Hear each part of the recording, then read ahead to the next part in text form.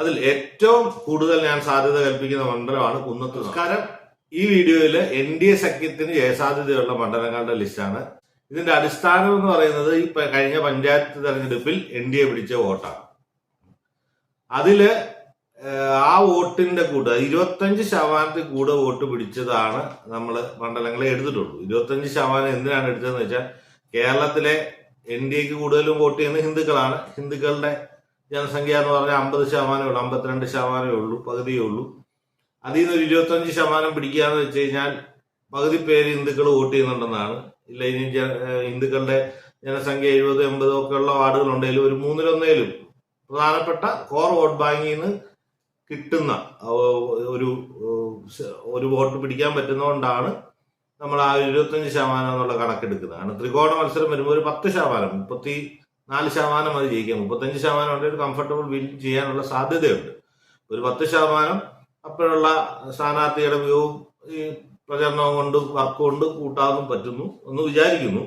ഇതെല്ലാം വർക്ക് അനുസരിച്ചിരിക്കും, squad work അനുസരിച്ച്, പ്രചരണം അനുസരിച്ചിരിക്കും. എന്നാലും നമ്മൾ സാധ്യത ഉള്ള മണ്ഡലങ്ങളാണ് ലിസ്റ്റ് ചെയ്തത്. അതിൽ ഏറ്റവും കൂടുതൽ ഞാൻ സാധ്യത കൽപ്പിക്കുന്ന മണ്ഡലമാണ് കുന്നത്തുനാട്, എറണാകുളം ജില്ലയിലെ കുന്നത്തുനാട്. അവിടെ 2020 സഖ്യത്തിൽ 2020 ആണ് മത്സരിക്കുന്നത്.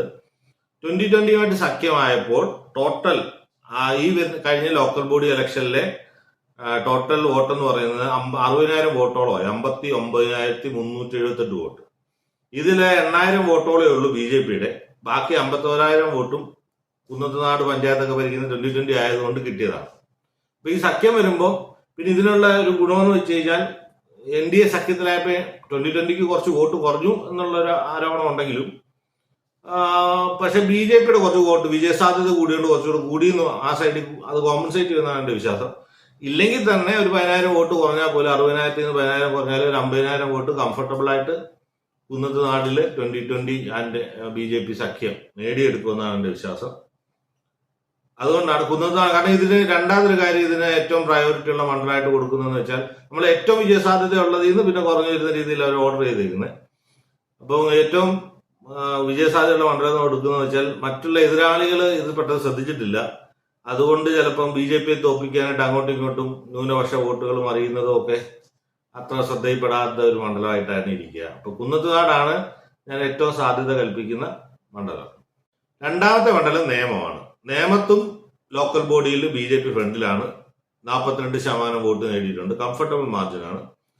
42,245 വോട്ടാണ്. അതുകൊണ്ട് തന്നെ അത് നിലനിർത്തുമെന്നാണ് എന്റെ വിശ്വാസം. പ്രത്യേകിച്ച് നേമത്ത് UDF വോട്ട് LDFിലോട്ട് മറിഞ്ഞ് കഴിഞ്ഞ തവണ ഇപ്പോൾ LDF ഒക്കെ ജയിക്കാവുന്ന സാധ്യത ഉണ്ടെങ്കിൽ പോലും ഇത്തവണ ശബരിനാഥ് നല്ലപോലെ വോട്ട് പിടിക്കുന്നത് കൊണ്ട് ഈ LDFിന്റെ വോട്ട് ചിലപ്പം മുസ്ലിം വോട്ടുകൾ വരെ UDF ശബരിനാഥിലോട്ട് പോകാൻ സാധ്യതയുള്ളതുകൊണ്ട്, മുസ്ലിം ക്രിസ്ത്യൻ വോട്ടുകൾ, ന്യൂനപക്ഷ വോട്ടുകൾ പോകാൻ സാധ്യതയുള്ളതുകൊണ്ട് UDFിന്റെ വോട്ടുകൾ അങ്ങോട്ടും ഇങ്ങോട്ടും BJP തോൽപ്പിക്കാനായിട്ട് മറിയാനുള്ള സാധ്യത കുറവാണ്. അതുകൊണ്ട് നിയമവും BJP എടുക്കുമെന്നാണ് എന്റെ വിശ്വാസം.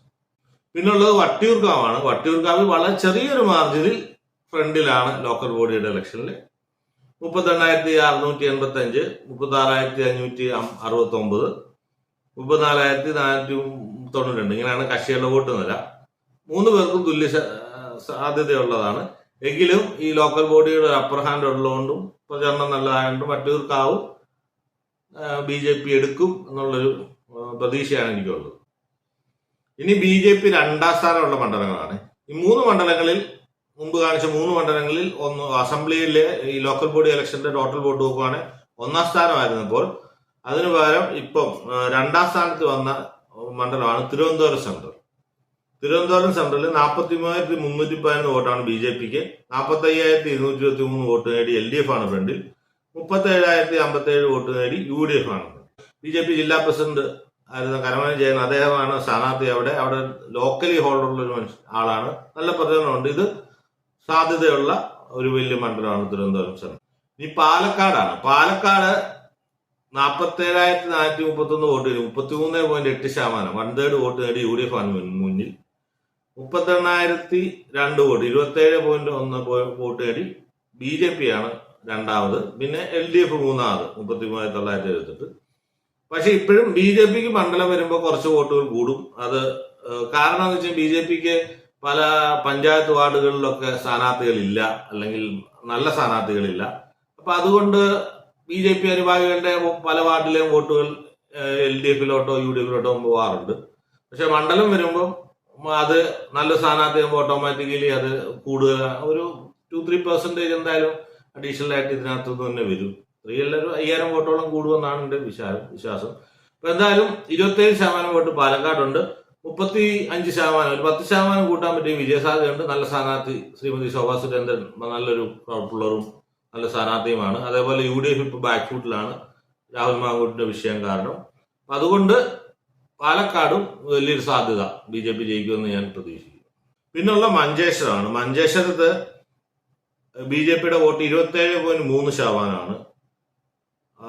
UDF 36.7% ഫ്രണ്ടിലാണ്. നല്ലൊരു വ്യത്യാസം ഉണ്ടെങ്കിൽ പോലും BJPക്ക് കഴിഞ്ഞ തവണ മണ്ഡലത്തിലും ഞാൻ മുമ്പ് പറഞ്ഞ പോലെ തന്നെ BJPക്ക് ഈ ലോക്കൽ ബോഡി പല വോട്ടുകളും കിട്ടാത്തതും കൂടെ കൂട്ടുകയാണെങ്കിൽ മണ്ഡലത്തിൽ കൂടാറുണ്ട്. മഞ്ചേശ്വരത്ത് കഴിഞ്ഞ തവണ എല്ലാം 2 തെരഞ്ഞെടുപ്പിലും 1000 താഴെ വോട്ടിലാണ് BJP ജയിച്ചിട്ടുള്ളത്. ഇത്തവണ പക്ഷേ 1000 വോട്ട് കവർ ചെയ്യാൻ പറ്റും എന്നാണ് എൻ്റെ ഒരു വിശ്വാസം. കാരണം പ്രധാനമായിട്ടും കെ സുരേന്ദ്രൻ അവിടെ മുസ്ലിം കമ്മ്യൂണിറ്റികളിലും ഒരു ഹോൾഡ് വന്നിട്ടുണ്ട്. അതുപോലെ BJPക്ക് 2021 അത്ര അൺടച്ചബിലിറ്റി മാറ്റി നിർത്തുന്ന പരിപാടി കുറഞ്ഞിട്ടുണ്ട്. 26 ആയപ്പോഴത്തെ 5 കൊല്ലം കൊണ്ട് തന്നെ വലിയൊരു വ്യത്യാസം വന്നിട്ടുണ്ട്. അപ്പൊ അതുകൊണ്ട് 27%-ൽ നിന്ന് ഒരു 10% കൂട്ടി 37 ആക്കാൻ പറ്റും എന്നാണ് എൻ്റെ വിശ്വാസം. അതുകൊണ്ട് ഞാൻ മഞ്ചേശ്വരവും BJP എടുക്കുമെന്നാണ് എൻ്റെ ഒരു പ്രതീക്ഷ. ഇനി കാസർഗോഡാണ് BJP 2ാം സ്ഥാനത്തുള്ള വേറൊരു മണ്ഡലം. കാസർഗോഡില് 39.6% നേടി UDF ഫ്രണ്ടിലാകുമ്പം 27% ഉണ്ട് BJPക്ക്. ഒരു ത്രികോണ മത്സരത്തിൽ, ത്രികോണമല്ല, അവിടെ 2 കൂട്ട് UDFും BJPയാണ് പ്രധാനമായിട്ട് മത്സരിക്കുന്നത്. LDFിന്റെ ഒരു ചെറിയ % വോട്ടെന്നേ ഉള്ളൂ. ബട്ട് സ്ഥിരമായിട്ട് എനിക്ക് തോന്നുന്നു ആ മണ്ഡലം തുടങ്ങിയ കാലം മുതൽ BJPയും അല്ല ഹിന്ദു ലീഗിന്റെ മണ്ഡലമാണ്. അപ്പൊ അവർ തമ്മിലാണ് എപ്പോഴും മത്സരം. ഇത്തവണ ML അശ്വിനി നല്ലൊരു കാൻഡിഡേറ്റ് ആണ്, നല്ലപോലെ പ്രചരണമുണ്ട്. അതുകൊണ്ട് ഒരു 10%, 37% ആക്കാൻ പറ്റും എന്നാണ് എൻ്റെ വിശ്വാസം. ആനുപാതികമായിട്ട് ഓപ്പോസിറ്റ് സൈഡിന്റെ വോട്ട് കുറയുമല്ലോ. അപ്പം അങ്ങനെയെങ്കിൽ കാസർഗോഡൂടെ ജയസാധ്യതയുള്ള മണ്ഡലമായിട്ടാണ് ഞാൻ കണക്കാക്കുന്നത്. ഓക്കെ, ഇനി മുതൽ നമ്മൾ 3ാം സ്ഥാനം അസംബ്ലി മണ്ഡലത്തിലെ ടോട്ടൽ വോട്ട് പഞ്ചായത്തിലുള്ളതിൽ നോക്കുവാണെങ്കിൽ 3ാം സ്ഥാനത്തുള്ള മണ്ഡലങ്ങളാണ്.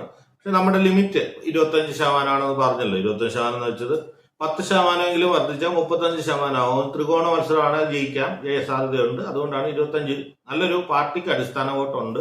പിന്നെ പ്രചരണം പോലെ ഇരിക്കും, സ്ഥാനാർത്ഥിയുടെ ക്വാളിറ്റിയും പ്രചരണം പോലെ ഇരിക്കും ബാക്കിയുള്ള വോട്ട് കൂടുന്നത്. അപ്പം ജയസാധ്യതയുണ്ട്. അതുകൊണ്ടാണ് 25 എന്നുള്ളത് എടുത്തേക്കുന്നത്. അപ്പൊ കഴക്കൂട്ടാണ്. കഴക്കൂട്ടത്ത് ഫസ്റ്റിലുള്ള 34.8% LDF ആണ്, 31.2% UDFന്, 26.8% NDAക്ക്. അതൊരു 10% കൂട്ടാൻ പറ്റുവാണെങ്കിൽ 36% ആവും. അപ്പൊ കഴക്കൂട്ടവും നല്ലൊരു ജയസാധ്യതയുള്ള മണ്ഡലമായിട്ടാണ് എൻ്റെ ഒരു വിലയിരുത്തൽ. അടുത്തത് കാട്ടാക്കടയാണ്. കാട്ടാക്കട കുറച്ചുകൂടെ ത്രികോണ മത്സരം ശക്തമായി നടക്കുന്നതാണ്. 35% LDFിനെങ്കിൽ 31.1% UDFിന്റെ ശതമാനം. NDAക്ക് ഏകദേശം 30%, 29.9%. ഒരു 10% വേണ്ട, ഒരു 6% വോട്ട് കൂട്ടിയാൽ തന്നെ കാട്ടാക്കടയിൽ മത്സരിക്കാനുള്ള ജയിക്കാനുള്ള വലിയൊരു സാധ്യതയുണ്ട്. അപ്പൊ കാട്ടാക്കടയിലും നല്ലൊരു NDAക്ക് എടുക്കാൻ പറ്റുന്ന സാധ്യതയുള്ള ഒരു സീറ്റായിട്ടാണ് എൻ്റെ വിലയിരുത്തൽ. പിന്നുള്ളത് ചാത്തന്നൂരാണ്. ചാത്തന്നൂരില് 39% LDFിന്റെ ഒരു കോട്ടയാണ്. 39% LDF ഉള്ളപ്പം 31% UDFിനുള്ളത്. 27.7% NDAക്ക് ഉണ്ട്. അപ്പോഴും ഒരു 10% കൂട്ടിയാൽ നാച്ചുറലി നമ്മുടെ വോട്ട് കൂടുമ്പോൾ ആനുപാതികമായിട്ട് എതിരാളികളുടെ വോട്ട് കുറയും, 1-2% കുറയും.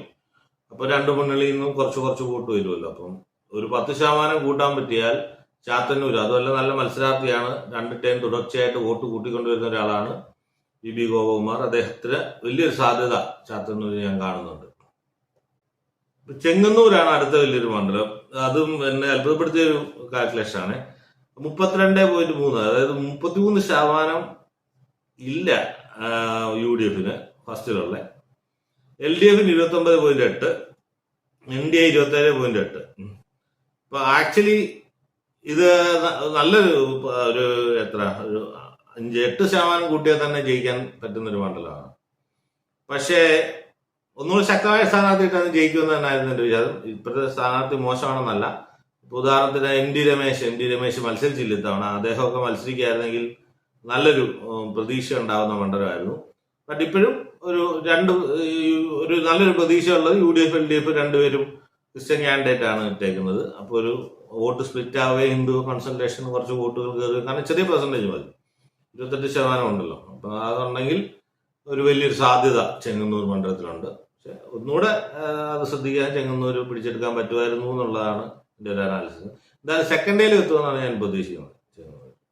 പിന്നെ നാട്ടികയാണ്. നാട്ടിക 36% LDFൻ്റെത്, 36.1, UDFന് 32.2 ഉള്ളപ്പം NDAക്ക് 25.7 കഷ്ടി നമ്മുടെ കട്ട് ഓഫ് 25 കടന്നാണ്. പക്ഷേ ഇതിനകത്ത് നാട്ടികയ്ക്ക് ഞാൻ അമിത പ്രാധാന്യം നൽകുന്നതെന്ന് വെച്ച് കഴിഞ്ഞാൽ ഈ LDFന്റെ സിറ്റിംഗ് MLA CC മുകുന്ദനാണ് ഇപ്പം BJPക്ക് വേണ്ടി മത്സരിക്കുന്നത്. അപ്പൊ LDF ക്യാമ്പ് ചെയ്യുന്ന ഒരു 10,000 വോട്ടേലും ഇങ്ങോട്ടൊക്കെ വന്നാൽ അദ്ദേഹത്തിന് എത്രത്തോളം വോട്ട് അട്രാക്ട് ചെയ്യാൻ പറ്റും എന്നതനുസരിച്ചിരിക്കും. ആ വ്യക്തിയുടെ മികവിന്റെയും കൂടെ അടിസ്ഥാനപ്പെടുത്തിയിരിക്കും. എന്തായാലും 40-42,000 വോട്ട്, പാർട്ടി വോട്ട് BJPക്ക് അവിടെ ഉണ്ട്. അതിന്റെ കൂട്ടത്തിൽ 10,000-12,000 വോട്ട് അദ്ദേഹത്തിന് അട്രാക്ട് ചെയ്യാൻ പറ്റുമെങ്കിൽ സിമ്പിളായിട്ട് ജയിക്കാൻ പറ്റുന്ന ഒരു മണ്ഡലമാണ് നാട്ടിക. കാരണം പ്രധാനമായിട്ടും അദ്ദേഹം അട്രാക്ട് ചെയ്യുന്ന LDF ക്യാമ്പിൽ നിന്നാണ്. അപ്പം അവിടെയാണ് വോട്ട് കുറവ് വരുന്നത്. അങ്ങനെ ശക്തമായ ത്രികോണം ഉണ്ടെങ്കിൽ 25-ൽ ഒരു 8% വോട്ട് മാത്രം കിട്ടിയാൽ തന്നെ ജയിക്കാനുള്ള സാധ്യതയുണ്ട്. നാട്ടികയും എൻ്റെ വിജയ് അല്ലെങ്കിൽ സെക്കൻഡിൽ എത്തുമെന്നുള്ള ഉറപ്പാണ്.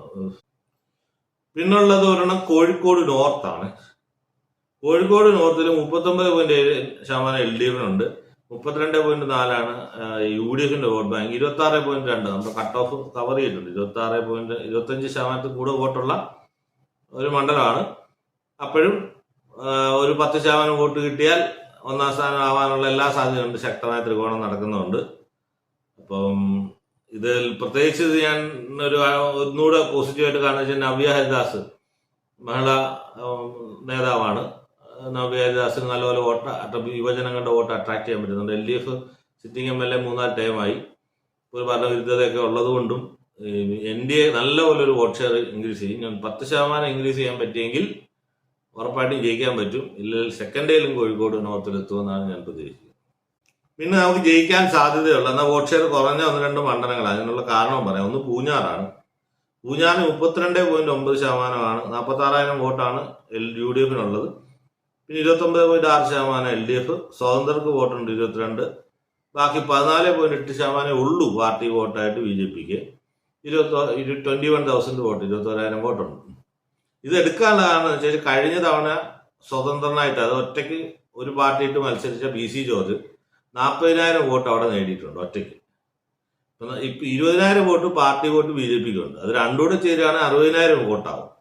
ഇനി ഇപ്പൊ PC ജോർജ് NDA ചേരുന്നതിന് ഇഷ്ടമല്ലാത്ത കുറച്ച് പേര് മാറ്റി കുത്തിയാലും ഒരു 30,000 വോട്ടിലും അദ്ദേഹം ഒറ്റയ്ക്ക് തന്നെ കൊണ്ടുവരാൻ പറ്റുകയാണെങ്കിൽ 50,000 വോട്ടിൽ ഇത് സിമ്പിളായിട്ട് ജയിക്കാൻ പറ്റുന്ന ഒരു മണ്ഡലമാണ്. അതുകൊണ്ടാണ് പൂഞ്ഞാറ് നമ്മുടെ കട്ട് ഓഫ് പെർസെൻറ്റേജ് കുറവാണെങ്കിലും വ്യക്തിപരമായിട്ടുള്ള ആ വ്യക്തിക്ക് അട്രാക്ട് ചെയ്യാൻ പറ്റുന്ന വോട്ടും കൂടെ കണക്കാക്കിക്കൊണ്ടാണ് പൂഞ്ഞാറ് നമ്മളൊരു ജയസാധ്യതയുള്ള ലിസ്റ്റിൽ കയറി കൂടിയത്. പൂഞ്ഞാറും ഞാൻ വിജയപ്രതീക്ഷയാണ് കാണുന്നത്. പിന്നീടുള്ളത് എൻ്റെ ലിസ്റ്റിലുള്ള തൃശ്ശൂരാണ്. തൃശ്ശൂർ എന്തുകൊണ്ടെന്ന് വെച്ച് കഴിഞ്ഞാൽ 41% UDFനുണ്ട്, LDFന് 27% ഉണ്ട്, NDAക്ക് 19.8, 20% ഉള്ളൂ ലോക്കൽ ബോഡി പിടിച്ചത്. അതിനകത്ത് 2-3 കാര്യങ്ങളുണ്ട്. ഒന്ന്, ലോക്കൽ ബോഡിയിൽ BDSന് 4 സീറ്റ് കൊടുത്തിരുന്നു. അവിടെ കാര്യമായ വോട്ടില്ല തൃശ്ശൂർ. അപ്പൊ 4 സീറ്റിൽ ഒരു 2,000-3,000 വോട്ട് കിട്ടേണ്ടതാണ്. പിന്നെ അതുമല്ല LDF തുടർച്ചയായിട്ട് 2 തവണയായിട്ട് കോർപ്പറേഷൻ ഭരിക്കുകയാണ്. അപ്പൊ LDFനെതിരെ ഒരു ശക്തമായ ഭരണവിരുദ്ധ വികാരം ഉണ്ടായിരുന്നു തിരുവനന്തപുരം കോർപ്പറേഷനിലുള്ള പോലെ തന്നെ. അപ്പം ഈവൻ NDAയുടെ വോട്ട് പോലും UDFലോട്ട്, NDAയുടെ അനുഭാവികളുടെ, ഭാരവാഹികളുടെ എന്ന് പറയുന്നില്ല, അനുഭാവികളുടെ വോട്ട് പോലും UDFലോട്ട് പറഞ്ഞ് എങ്ങനെയും ജയസാധ്യത കൂടുതലുള്ള കാൻഡിഡേറ്റിനെ ജയിപ്പിച്ച് UDFന് ഒരു വിക്ടറി നേടി. ആ വോട്ടുകൾ തിരിച്ച് NDAയിലോട്ട് വരുമെന്നാണ് എൻ്റെ ഒരു പ്രതീക്ഷ. അതുപോലെ 5,000 ഇപ്പം ശ്രീമതി പത്മജ വേണുഗോപാൽ കഴിഞ്ഞ തവണ ഇലക്ഷനിൽ നിന്നപ്പോൾ 2ാം സ്ഥാനമായിരുന്നു. അന്ന് ശ്രീ സുരേഷ് ഗോപി ഉള്ളപ്പോഴും 3ാം സ്ഥാനമായിരുന്നു. അപ്പോഴും 31% വോട്ട് നേടിയിട്ടുണ്ടായിരുന്നു. 3,000 വോട്ടിന്റെ മാർജിനാണ് 1-2 സ്ഥാനങ്ങൾ വന്നത്. അപ്പോൾ ശ്രീമതി പത്മജ വേണുപോലെ തന്നെ പ്രതീക്ഷിക്കുമ്പം അന്ന് പിടിച്ച വോട്ടുകൾ, പാർട്ടി വോട്ടുകൾ അതേപോലെ തന്നെ പിടിക്കുമെന്നാണ് എൻ്റെ ഒരു പ്രതീക്ഷ. അതുമല്ല, ശ്രീമതി പത്മജയ്ക്ക് കോൺഗ്രസ് പാളയത്തിൽ നിന്ന് വന്നുകൊണ്ട് കോൺഗ്രസിന്റെ ഒരു 5000-10,000 വോട്ട് അട്രാക്ട് ചെയ്യാൻ പറ്റുമെന്നാണ് എൻ്റെ ഒരു പ്രതീക്ഷ. പാർട്ടി വോട്ടിന്റെ കൂടെ വ്യക്തിപരമായിട്ട് സമാഹരിക്കുന്ന വോട്ടുകൂടെ കൂട്ടിയാൽ ഇവിടെ ജയസാധ്യതയുണ്ട്. വ്യക്തിക്ക് അത്രയും പറ്റുമെന്നാണ് എൻ്റെ പ്രതീക്ഷ. UDF-നെ സംബന്ധിച്ച് UDF മുൻ മേയറിനെയാണ് ഇറക്കിയിരിക്കുന്നത്. മാക്സിമം UDF ക്യാമ്പിലെ വോട്ട് ചോരാണ്ട് തടഞ്ഞു നിർത്തുകയാണ് അദ്ദേഹത്തിൻ്റെ ഇത്. അങ്ങനെയാണെങ്കിൽ അദ്ദേഹത്തിന് അത് പറ്റിയെങ്കിൽ UDF-ന് തന്നെ ഒരു അപ്രഹാനുണ്ട് ഈ ഡേറ്റ തന്നെ നോക്കുമ്പോൾ. പക്ഷെ എന്നാലും BJPക്ക് ഒരു വലിയ ജയസാധ്യതയുള്ള മണ്ഡലമായിട്ടാണ് തൃശ്ശൂർ ഞാൻ കണക്കാക്കുന്നത്. ഇനി ആറന്മുള മണ്ഡലമാണ്. ആറന്മുള മണ്ഡലം എന്ന് പറയുന്നത് UDF ഇത്തവണ ലീഡ് എടുത്ത് 38% വോട്ടുണ്ട്. LDF-ന് 28.5 കുറഞ്ഞു. LDF-ന്റെ സിറ്റിംഗ് സീറ്റാണ്. മന്ത്രി വീണ ജോർജ് ആണ് അവിടുത്തെ MLA. NDA 21% വോട്ടേ ഉള്ളൂ. 25% കുറവായിട്ട് ഞാൻ ലിസ്റ്റ് ഇട്ടേക്കുന്ന ഒരു മണ്ഡലമാണ്. അതിനുള്ള പ്രധാന കാരണം LDF-ന്റെ വീണ ജോർജ്, UDF-ന്റെ അബിൻ വർക്കി, 2 ക്രിസ്ത്യൻ കാൻഡിഡേറ്റ്സ് ആണ്, ഒരേ സഭയുമാണ്. അവർ തമ്മിൽ വോട്ട് സ്പ്ലിറ്റ് ആവാനുള്ള സാധ്യത വളരെയധികം കൂടുതലാണ്. സ്പ്ലിറ്റ് ആവുകയാണെങ്കിൽ ഒരു ഹിന്ദു ഏകീകരണം വന്നാൽ ഒരു BJPക്ക് ജയിക്കാൻ സാധ്യതയുണ്ട്. ഇല്ലെങ്കിൽ കുറഞ്ഞൊരു സെക്കൻഡിൽ എത്തുമെന്നാണ് ഞാൻ വിചാരിക്കുന്നത്. ആറന്മുളയിൽ ഫസ്റ്റ് നമ്മൾ കുന്നത്തനാട് എടുക്കുമ്പോൾ ഏറ്റവും സാധ്യതയുള്ള മണ്ഡലം മുതൽ താഴോട്ട് വരുമ്പോൾ ഇത് വരെ വരുമ്പോൾ ഉള്ള അവസ്ഥയാണ്. ഇത്രയും മണ്ഡലങ്ങളാണ് ഞാൻ BJPക്ക് ഒരു വലിയൊരു സാധ്യത കാണുന്നത്.